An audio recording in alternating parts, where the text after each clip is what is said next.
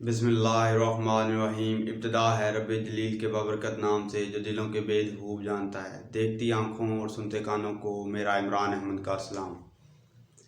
जी dear student, हम लोग 9th class की केमिस्ट्री का chapter number 1 fundamentals of chemistry को स्टडी कर रहे हैं और आज हमारा लेक्चर नंबर है 8। और आज के लेक्चर में जो हमारा टॉपिक होगा वो होगा बेसिक डेफिनेशंस।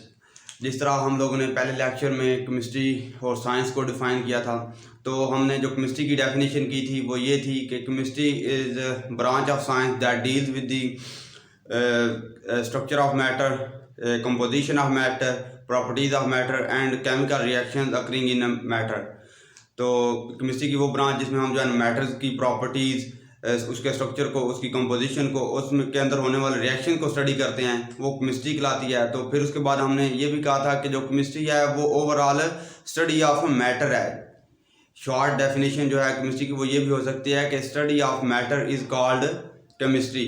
तो केमिस्ट्री में हम जो है ना सारी जो बातें करेंगे वो मैटर के रिलेटेड ही होंगी। हमारी जो ऑब्जर्वेशंस होंगी कि जो भी हमारे सामने मैटर है उसकी कंपोजिशन क्या है, उसका स्ट्रक्चर क्या है, उसकी प्रॉपर्टीज़ क्या हैं, और उसमें जो केमिकल चेंजेस हो रही हैं, रिएक्शंस हो रही हैं, वो क्या हैं। तो फिर ये मैटर स्टडी करने के लिए हमें ये पता होना चाहिए कि एक्चुअली जो है वो मैटर क्या है, मैटर क्या चीज़ है जिसको हम डिस्कस कर रहे हैं। अगर हम किसी चीज़ के बारे में अच्छे से तभी पढ़ सकते हैं कि जब हमें पता हो कि जो हम चीज़ डिस्कस कर रहे हैं वो क्या चीज़ है। तो मैटर को डिफाइन करेंगे। जो मैटर होती है इसको हम इस तरह डिफाइन करते हैं, anything that has mass and occupies space is called matter. इसका मतलब यह है कि दो चीज़ों का होना जो है ना मैटर होने के लिए, किसी भी चीज़ का मैटर होने के लिए दो शर्तें, दो कंडीशन को पूरा करना ज़रूरी है। पहली कंडीशन ये कि उसका मैस हो, that has mass. Second condition and occupy space. अब ये तो बात आप लोग को भी पता होगी कि जो भी चीज़ है हमारे इर्द गिर्द, हमारे इन्वायरमेंट में, हमारे राउंड अबाउट जिस पे भी हम नज़र दौड़ाएं, इधर देखें, सारी चीज़ें जो हैं अगर उनका मैस है तो फिर ऑटोमेटिकली उसका जो है ना कुछ वो ऑक्यूपाई स्पेस भी कर रही होगी। इसी तरह अगर कोई चीज़ स्पेस ऑक्यूपाई कर रही है तो फिर उसका जो है ना मैस भी होगा। तो हम ये कह सकते हैं कि हमारी यूनिवर्स में, हमारी जो है ना ये वर्ल्ड है, ये दुनिया है, इसमें हर चीज़ मैटर है इस रूल के लिहाज से कि ऐसी चीज़ जिसका मैस और ऑक्यूपाई स्पेस करे, स्पेस ऑक्यूपाई करे, जगह घेरे, उसको हम मैटर कहते हैं। तो इस लिहाज से तो हमारे जो है ना यूनिवर्स में सारी चीज़ें जो है ना वो मैटर ही कहलाएंगे। इवन कि हमारी जो बॉडी है ये भी मैटर ही होगी। तो इसकी जो एग्जांपल होंगी वो फिर हम ये कहेंगे कि एग्जांपल्स में आवर बॉडी,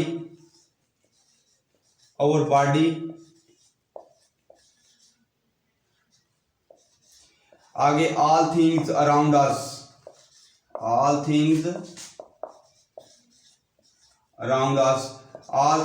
अस में अब हमारे इर्द गिर्द जितनी भी चीज़ें हैं वो सारी की सारी इसी में इंक्लूड हो जाएंगी। फॉर एग्जांपल हमारे इर्द गिर्द जो है एटमॉस्फेयर में एयर है,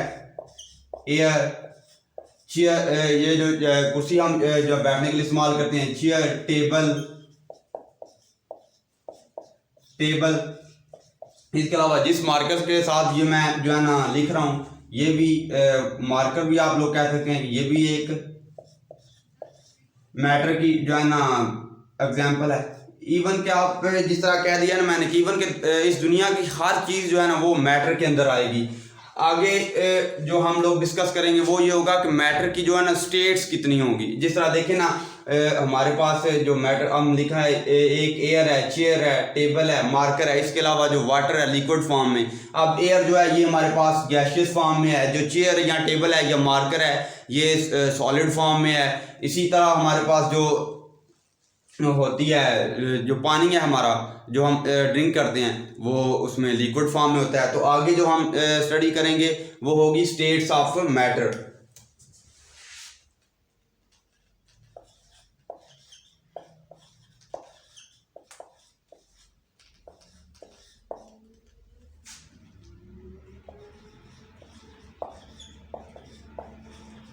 स्टेट ऑफ मैटर में जो हमारे पास पहली है वो है सॉलिड, सेकंड जो हमारे पास है वो है लिक्विड,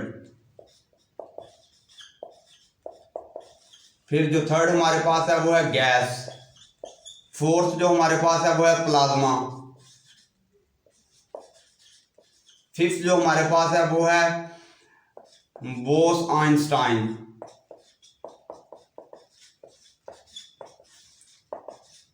ये जो पांच हैं, सॉलिड, लिक्विड, गैस, प्लाज्मा और बोस-आइंस्टाइन, ये जो है मैटर की टाइप्स स्टेट्स हैं। तो इसमें से ये जो ऊपर वाली तीन हैं, ये हमारे सिलेबस में यही तीन इंक्लूडेड हैं। बाकी ये जो दो हैं, प्लाज्मा और बोस-आइंस्टाइन, इनको हम लोग स्टडी नहीं करेंगे। तो अब ये देखते हैं कि जो हमारे पास सॉलिड आप कह सकते हैं कि जिस तरह जो सॉलिड में जो मैटर आएगी हमारे पास, वो चेयर जो है वो सॉलिड फॉर्म में आ जाएगी। इसी तरह ये जो एयर लिखा हुआ है एग्जांपल में, वो इसमें गैशियस स्टेट्स ऑफ मैटर में इंक्लूड हो जाएगी। इसी के अलावा जो लिक्विड में जो भी हमारे ड्रिंक्स हैं, दूध हो गया, पानी हो गया, जूसेस होंगी, कोल्ड ड्रिंक्स, सारी की सारी जो है ना वो इसमें लिक्विड में आ जाएंगी। आगे हमारे पास मैटर की क्लासिफिकेशन है। अब क्योंकि हमारी यूनिवर्स में सारी की सारी जितनी भी चीज़ें हैं वो मैटर हैं, तो फिर यही हो सकता है कि या फिर वो प्योर फॉर्म में होगी या फिर इम्प्योर फॉर्म में, कि जो मैटर है वो आइदर जो हो गया या तो वो खालस होगी या फिर उसमें मिलावट हुई होगी। जो प्योर फॉर्म ऑफ मैटर होगी उसको हम बोलते हैं सब्सटेंस, और जो हमारे पास होती है इम्प्योर फॉर्म ऑफ मैटर, उसको हम लोग बोलते हैं मिक्सचर।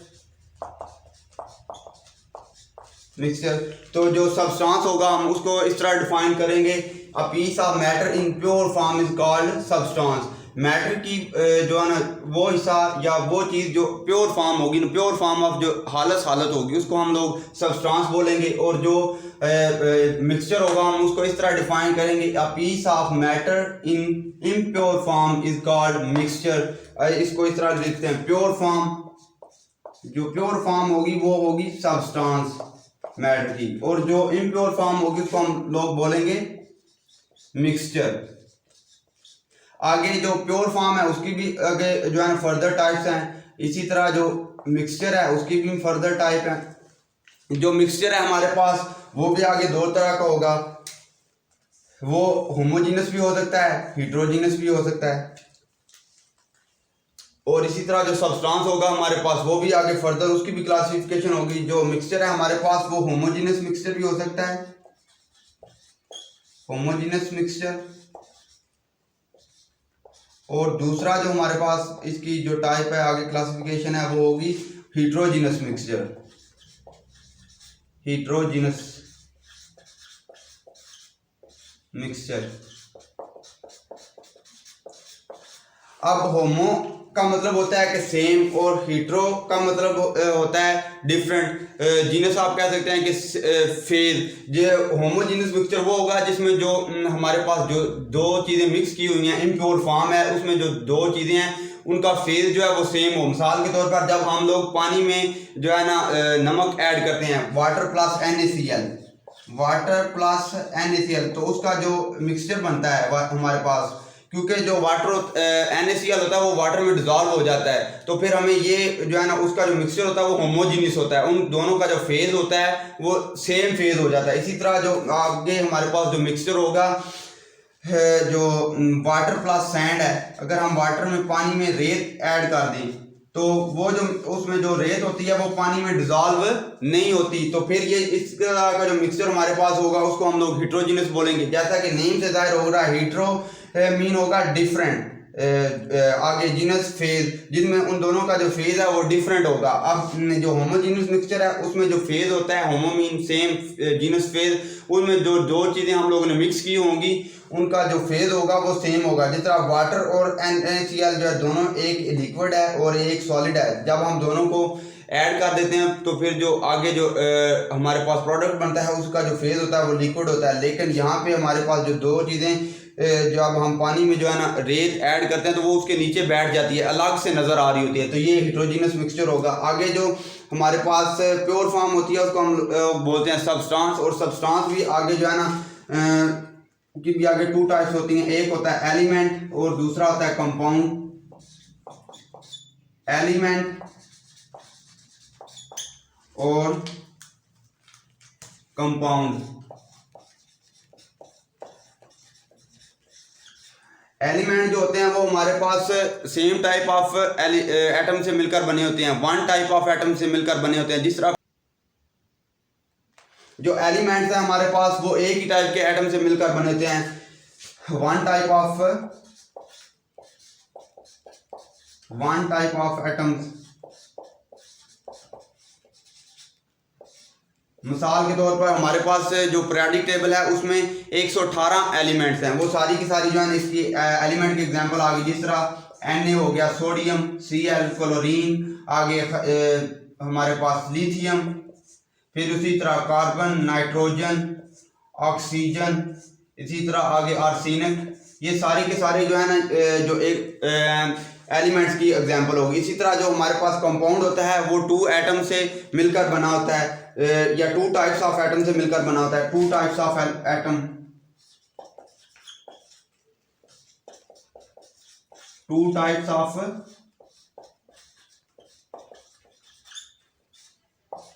जो कंपाउंड होगा वो 2 या 2 से ज़्यादा एटम से मिलकर बना होगा और वो डिफरेंट जो है ना एलिमेंट्स के होंगे। आगे जो कंपाउंड होते हैं वो भी आगे फर्दर 2 टाइप्स के होते हैं, आयोनिक या फिर मॉलिक्यूलर, आयोनिक या मॉलिक्यूलर, आयोनिक या मॉलिक्यूलर।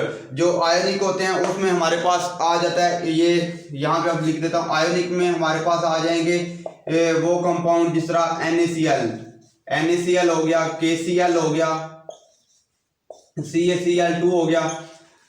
जो आयोनिक कंपाउंड होते हैं जिसमें 2 एटम जो है ना वो आयोनिक बॉन्ड के थ्रू जो है ना एक दूसरे के साथ कनेक्टेड होते हैं, उनकी जो बॉन्डिंग होती है वो आयोनिक बॉन्ड होता है। इसी तरह मॉलिक्यूलर जो कंपाउंड होते हैं उनके में जो 2 एटम्स होते हैं वो कोवलेंट बॉन्ड के थ्रू जो है ना कंबाइन हुए होते हैं। मॉलिक्यूलर में हमारे पास होंगे, मॉलिक्यूलर में हमारे पास होंगे H2O, इसी तरह आगे CaCO3, सिमिलरली CO2।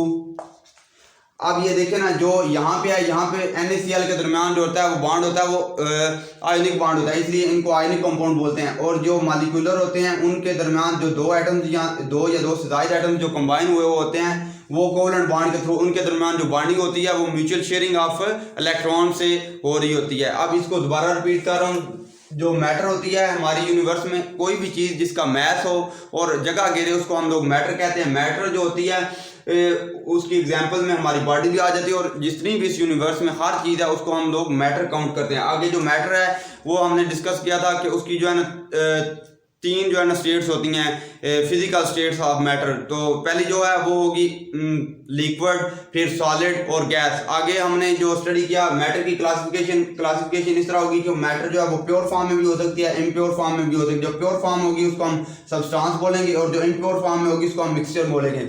जो प्योर फॉर्म में होती है उसको हम लोग प्योर फॉर्म में जो होती है उसको सब्सटेंस बोलते हैं। हम सब्सटेंस आगे फर्दर जो है 2 टाइप्स में क्लासिफाई हो जाता है, एलिमेंट में और कंपाउंड में। एलिमेंट में जितने भी पीरियोडिक टेबल में जो 118 हैं वो सारे के सारे एलिमेंट्स हैं, जिसमें इसके एग्जांपल में sodium, chlorine, lithium, carbon, nitrogen, oxygen, arsenic. इसी तरह जो कंपाउंड होता है उसमें जो एटम्स होते हैं वो 2 तरह के होते हैं, और जो एलिमेंट होता है उसमें जो एटम्स होते हैं वो एक ही तरह के होते हैं।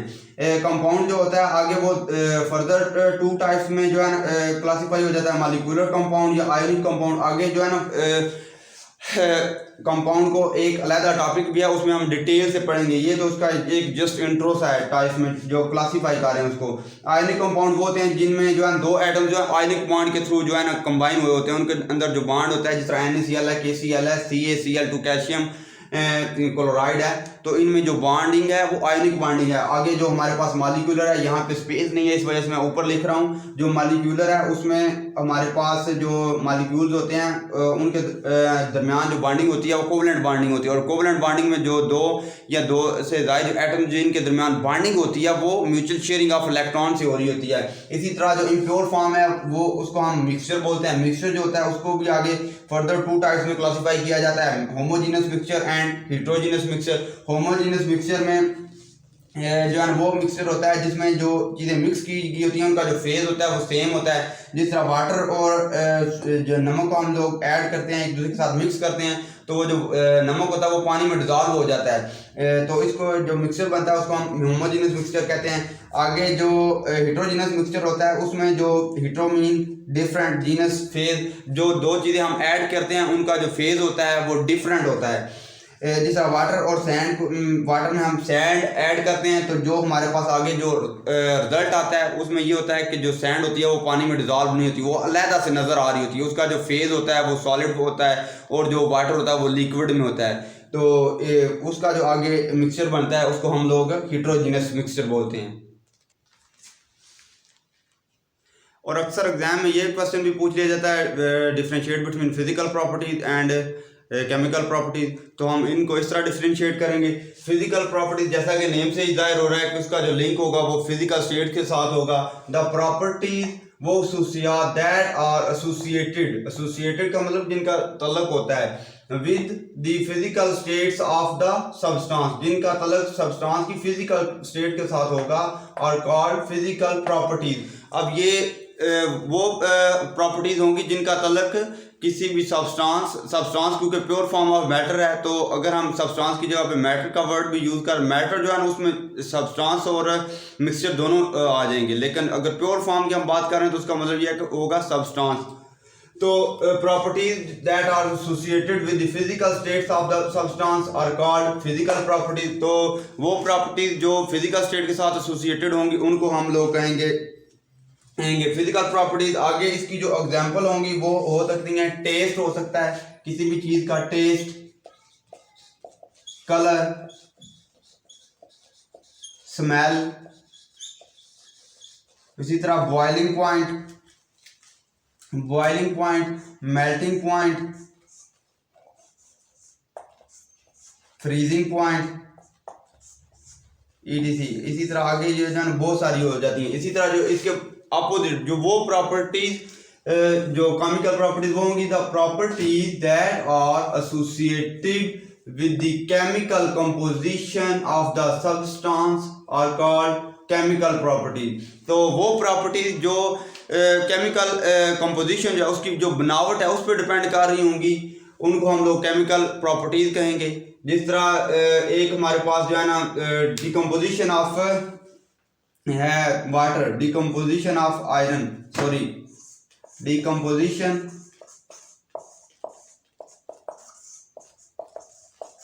Of water. जब हम वाटर को जो है ना डिकम्पोज करते हैं तो ये इंटायरली जो है ना अपने जो रिएक्टेंट्स होते हैं उसमें कन्वर्ट हो जाता है हाइड्रोजन, जिनसे मिलकर बना हाइड्रोजन और ऑक्सीजन से। अब ये देखें ना, ये एक एंटायरली जो आगे जो हमारे पास बनते हैं हाइड्रोजन और ऑक्सीजन, ये दोनों एंटायरली डिफरेंट चीज़ें हैं। हाइड्रोजन भी गैस है, ऑक्सीजन भी गैस है, लेकिन ये जो जिसको हमने डिकम्पोज किया वो वाटर, वो एक लिक्विड है। तो इनकी जो प्रॉपर्टीज होंगी वो इससे बिल्कुल ही डिफरेंट होंगी। इसी तरह आगे जो हमारे पास होता है रस्टिंग ऑफ आयरन, लोहे को जंग लगना। रस्टिंग ऑफ आयरन में ये होता है रस्टिंग ऑफ आयरन में ये होता है आयरन जो होता है वो ऑक्सीजन के साथ रिएक्ट करता है, मॉइस्चर की मौजूदगी में, तो आगे बना देता है Fe2O3 आयरन ऑक्साइड। इसी तरह आगे जो है ना conversion of milk into yogurt, ये भी एक केमिकल चेंज है। इसी तरह जो जितनी भी केमिकल चेंजेस हो रही होती हैं उनमें जो प्रॉपर्टीज हम डिस्कस कर रहे होते हैं वो केमिकल प्रॉपर्टीज होंगी। तो लेकिन वो प्रॉपर्टीज जिस तरह जो एसोसिएटेड विद होती हैं किसी भी चीज़ की फिजिकल स्टेट के साथ, उसको हम फिजिकल प्रॉपर्टीज कहते हैं। इसी के अपोजिट में वो प्रॉपर्टीज जो है ना किसी भी चीज़ की केमिकल कंपोजिशन पे जो है डिपेंड कर रही होती हैं उनको हम लोग केमिकल प्रॉपर्टीज कहते हैं। आगे ये जिस तरह देखें लेकिन जो फिजिकल आप कह सकते हैं कि प्रॉपर्टीज होती हैं उसमें जो चीज़ की होती है कंपोजिशन जो होती है वो चेंज नहीं होती। मिसाल के तौर पर जब हम आइस को हीट करते हैं, ये जो है साइन हीट का होता है। आइस को जब हम हीट करते हैं तो वो मेल्ट होके वाटर में कन्वर्ट हो जाती है।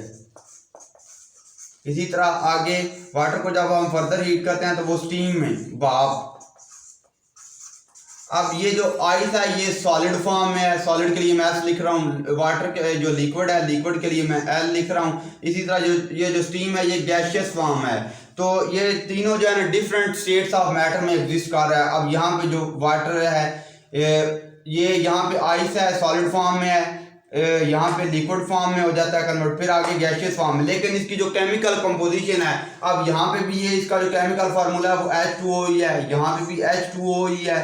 इसी तरह आगे जब स्टीम में कन्वर्ट हो जाता है तो तब भी H2O ही रहता है कि तो फिर इसकी जो केमिकल प्रॉपर्टीज होंगी वो भी सेम होंगी। आइस जो होगी उसकी केमिकल प्रॉपर्टीज जो होंगी सेम होंगी, वाटर की भी केमिकल प्रॉपर्टीज सेम वही होंगी, क्योंकि उसकी जो केमिकल फार्मूला है वो जो है सेम है, उसके जो कंपोनेंट्स हैं वो सेम है H2O, क्योंकि इसमें भी जो है 2 हाइड्रोजन एटम है 1 ऑक्सीजन है, यहाँ पे भी 2 हाइड्रोजन एटम है 1 ऑक्सीजन एटम है, यहाँ पे भी 2 हाइड्रोजन एटम है 1 ऑक्सीजन है। लेकिन इसके ऑपोजिटली केमिकल प्रॉपर्टीज जिसका डिकम्पोजिशन ऑफ वाटर होगी है। अब यहाँ देखें before chemical change, before harrow यहाँ पे 2 जो है ना वाटर है, और अब यहाँ पे हमारे पास 2 डिफरेंट चीज़ें हैं, 2 गैसें हैं। इसी तरह अब यहाँ पे ये आयरन है और ये ऑक्सीजन है, जब दोनों एक दूसरे के साथ रिएक्ट करती हैं तो फिर जो है आगे लोहे को जो है ना जंग लगता है।